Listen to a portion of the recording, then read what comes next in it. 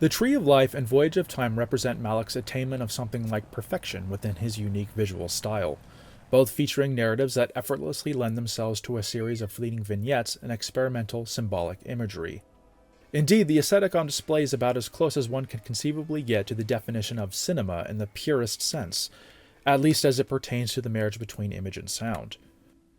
Returning cinematographer Emmanuel Lubezki proves instrumental in the case of Tree of Life, using only the light immediately and naturally available to him to capture some of the most beautiful and evocative imagery ever committed to 35mm celluloid.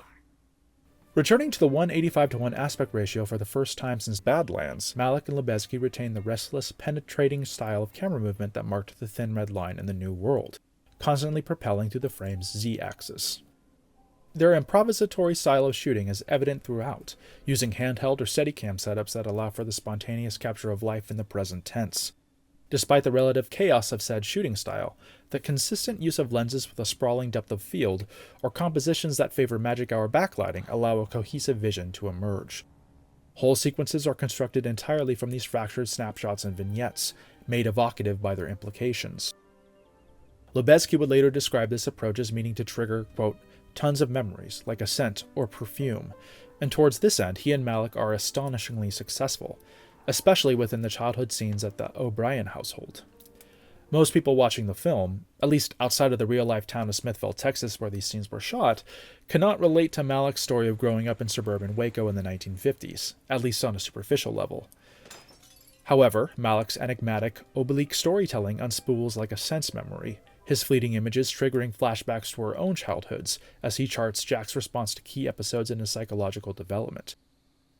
Here, the emotional milestones are not birthdays, first communions, or vacations, but rather the discovery of disease and sickness in an otherwise beautiful world, the confused shame of emerging sexuality, or the mortal terror of a father's wrath. The other narrative strands forego the earthiness and rambunctious energy of the boyhood sequences in favor of ethereal, dreamlike images that speak to the Tree of Life's profound, secular spirituality. In a film full of intensely memorable imagery, these moments stand out.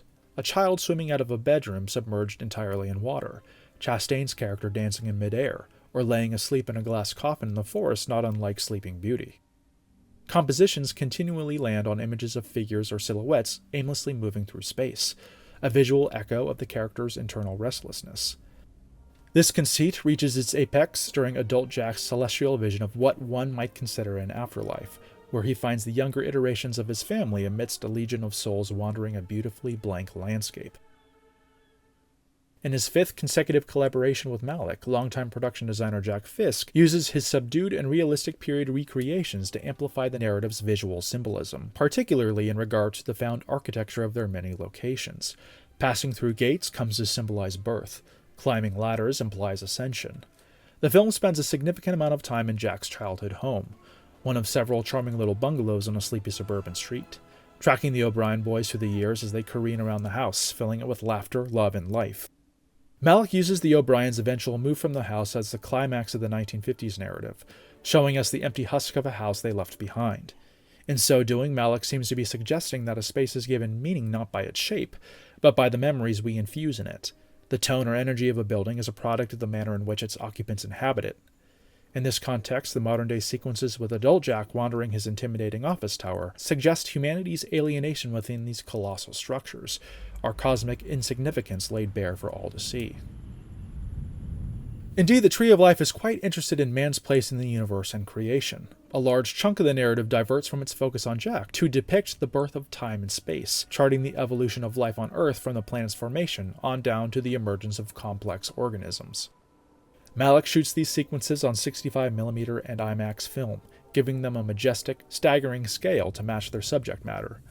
A large portion of this sequence is derived from landscape aerials shot from a helicopter, featuring a variety of stunning, primal vistas from all over the world that, when placed in just the right order, recreate the millennia-spanning story of the Earth's creation. Even more impressive are the shots depicting the cosmos, which amazingly forego computer-generated imagery in favor of practical effects. Towards this end, Malick would enlist the help of Doug Trumbull, the venerated visual effects artist behind Stanley Kubrick's 2001 A Space Odyssey, bringing him out of retirement for the first time since Ridley Scott's Blade Runner 30 years prior.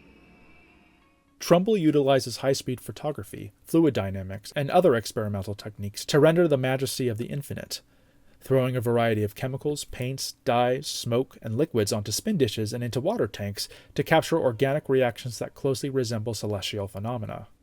CGI is deployed, however, during what has become one of the film's most contested scenes, a brief exchange between two dinosaurs that Malick had reportedly intended to convey the genesis of complex thought beyond predator-prey instincts. The admittedly flimsy CGI undermines an interesting effort to show how relatively sophisticated ideological concepts like mercy are just as much a product of evolution as the primal biological aspects. The Tree of Life's creation sequences would prove highly inspirational for Malick. In fact, he'd accumulate enough footage to create an additional feature, expanding his exploration of life's journey with Voyage of Time.